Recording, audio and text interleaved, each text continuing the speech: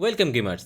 আজকে রাফি গ্যাজেট রিভিউসে এনেছি একেবারে fresh gaming phone Infinix GT30 Pro।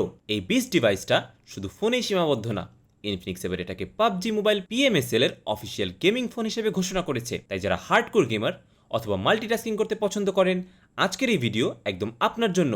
তো চলুন রিভিউটি শুরু করি। ইনফিনিক্স GT30 Pro ফোনটা বানানো হয়েছে দুই ধরনের ইউজারদের জন্য। প্রথমত, যারা হার্ডকোর গেমার্স, যাদের পুরো ফোকাসই gaming, PUBG, Call of Duty, Free Fire এই ধরনের হেভি গেমস নিয়ে।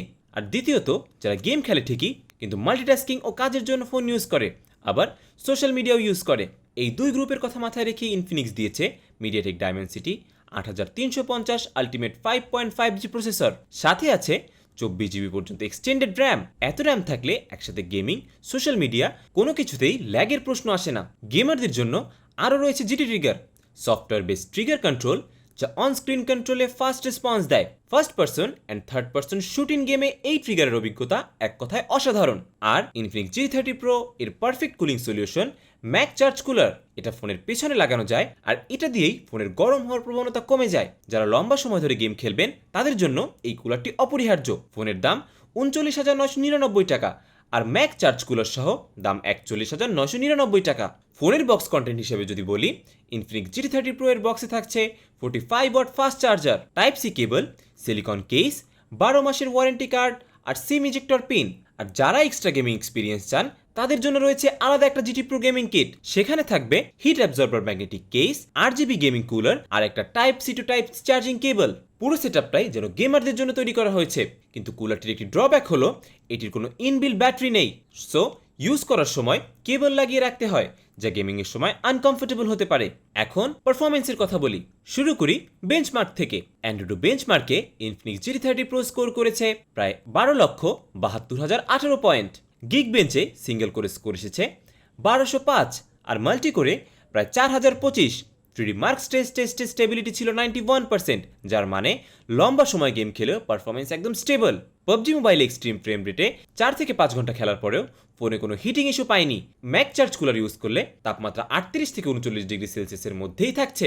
Frame rate 60 FPS constant.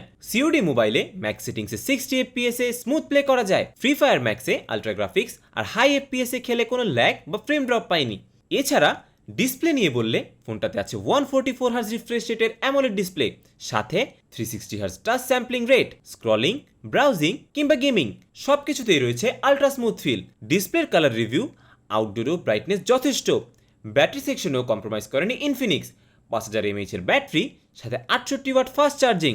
মাত্র 30 মিনিটেই 70% চার্জ পেয়ে যাবেন, যা লম্বা গেমিং সেশনের জন্য একদম পারফেক্ট।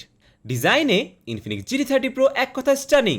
সাইবারপাঙ্ক স্টাইলের ডিজাইন, পিছনে রয়েছে আকর্ষণীয় ব্যাকলিট, যেটা ইনফিনিক্স বলছে ম্যাজিক্যাল লাইট ওয়েভস।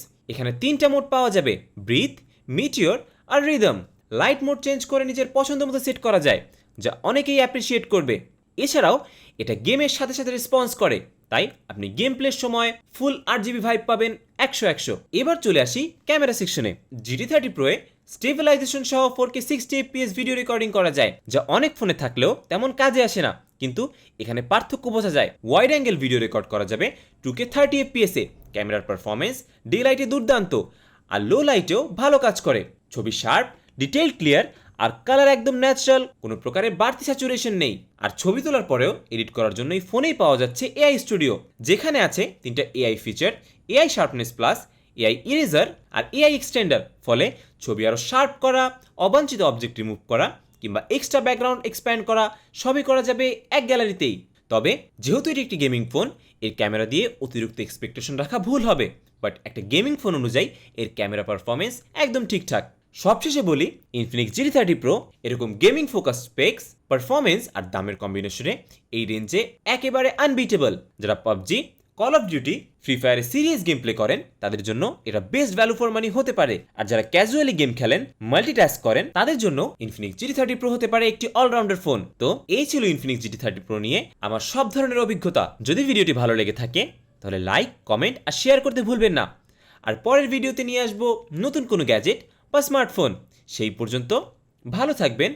আল্লাহ হাফেজ।